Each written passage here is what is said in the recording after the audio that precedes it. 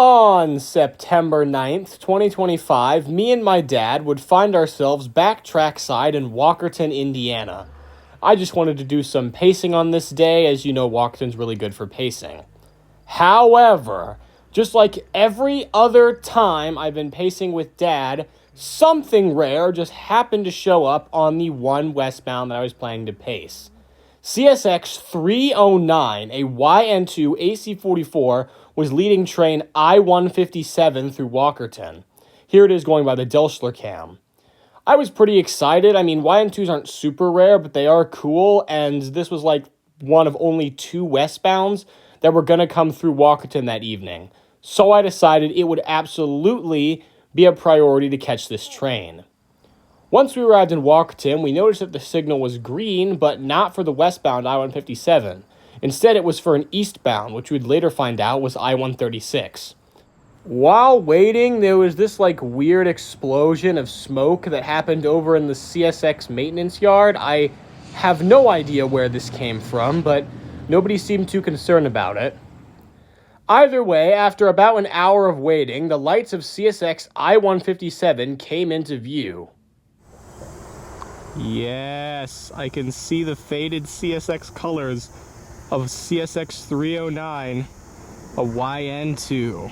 Now, with the train rapidly approaching, as soon as I finished up nabbing these two quick grab shots of the train approaching, I quickly stopped recording, ran across the maintenance yard, and jumped into the car, and we quickly started up to start pacing.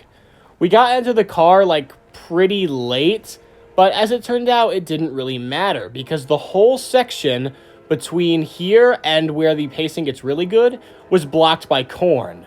Normally you can see the train before that, but not anymore, so that sucks. But yeah, there was only really one good spot where we could see it along that section, but either way, the pace was still good. Cue the music.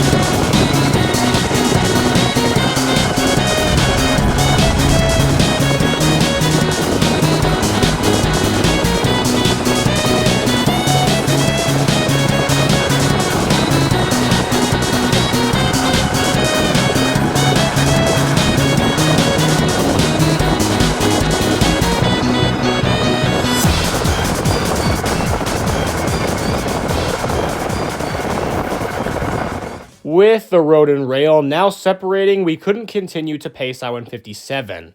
However, we could chase it, and there was one spot that I really wanted to film a train at along this line. This crossing. This is in South Central Indiana and is located on a dead-end road that leads into a restricted area of the Kingsbury Ordnance Plant. Because of that, literally no one goes down this road. And because of that, the crossing doesn't have any gates. Armless crossings are extremely rare on mainline railroads, and they're literally the best type of crossing. Not only because they look cool, but also because the gates don't block your shots. So this is a very nice spot that I wanted a shot at. And we did get a shot of 309 here. Barely. As we were driving up to the crossing, we noticed through the trees that the lights were already going off. And I had to jump out of the car while it was still moving just to grab this shot.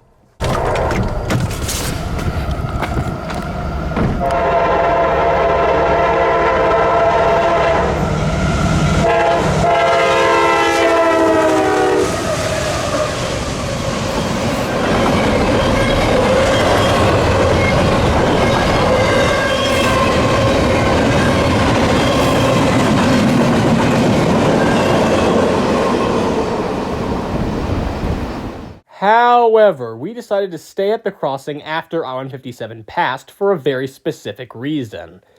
As you can't see in this picture because of the glare, there was actually another train coming, that eastbound I-136 that the signal was indicating for earlier. However, just as the front of I-136 started to come into view, well, a front of another train showed up. Another westbound falling behind I-157, this being I-171, a BNSF transfer. I was in a panic because I was convinced that I-136 would block the BNSF train. Then I realized, I am at a crossing. I can cross it. And I did. And thankfully I did because, yeah, it did end up getting blocked. But I-136 didn't disappoint because trailing second was another YN2 AC44, number 154. Lovely to see that. And I-171 was awesome too, with a BNSF H1-9 trailing second. These contests are just wild today.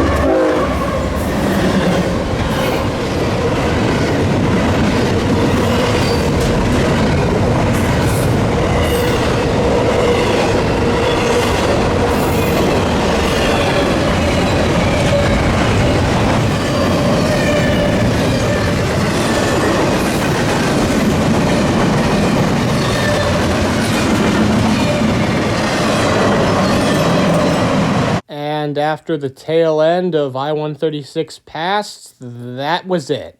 We had exhausted all the traffic tonight on the Garrett subdivision. We went home after that, but I had a very fun day out trackside.